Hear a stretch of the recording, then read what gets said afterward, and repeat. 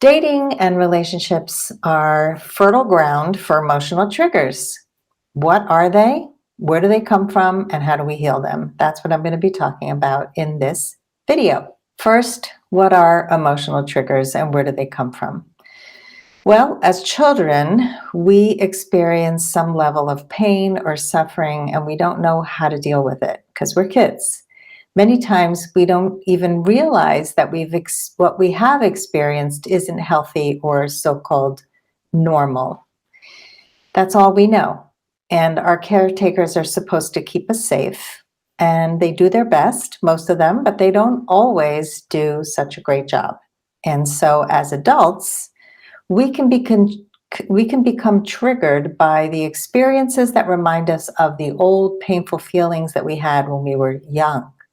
If we don't learn how to identify and heal those triggers, then we often turn to unhealthy ways of dealing with them, like numbing ourselves by excess shopping or overeating or overexercising or scrolling endlessly on social media. Some of us shut down or yell when we're triggered. So the first step in healing our triggers is to identify what they are for you. And so I'm going to name a bunch of triggers, and I want you to listen to this list and identify any of them that are true for you. Number 1, feeling rejected. Number 2, fear of abandonment. Number 3, feeling helpless. Number 4, feeling unvalued or ignored. Number 5, when someone is unavailable. Number 6, receiving a disapproving look. Number 7, feeling blamed or shamed. Number 8, feeling judged or criticized. Number 9, when someone's too busy to make time for you. Number 10, when someone doesn't seem happy to see you. Number 11, when somebody comes on to you sexually in a needy or forceful way. I lost count. So the next one is feeling controlled, and the one after that is feeling smothered. Which of these triggers are true for you? And you may identify with one or more. As I'm saying them, I can identify with a bunch of them. Definitely feeling helpless, feeling unvalued or ignored is a huge trigger for me. When somebody blames me or shames me or judges or criticizes me, these are all ways that I get triggered. And it can be not just your family triggering you, but it could have also been like a teacher who shamed you or blamed you, or somebody in your life when you were younger who advanced on you sexually, or maybe a parent left, got divorced or passed away, and you felt abandoned.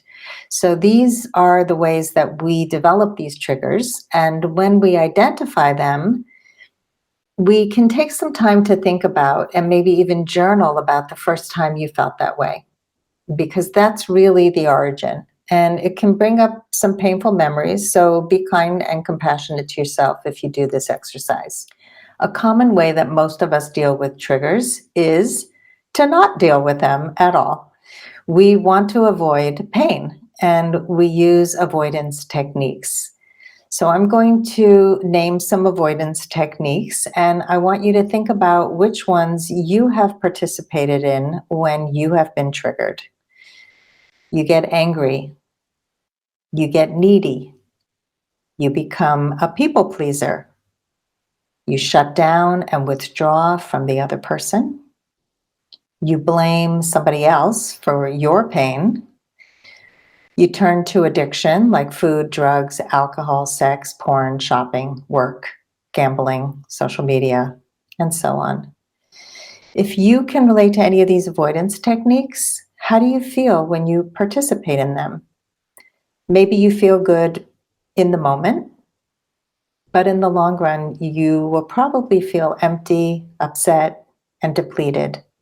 The pain will linger and it won't go away unless you do the deeper work of healing your triggers.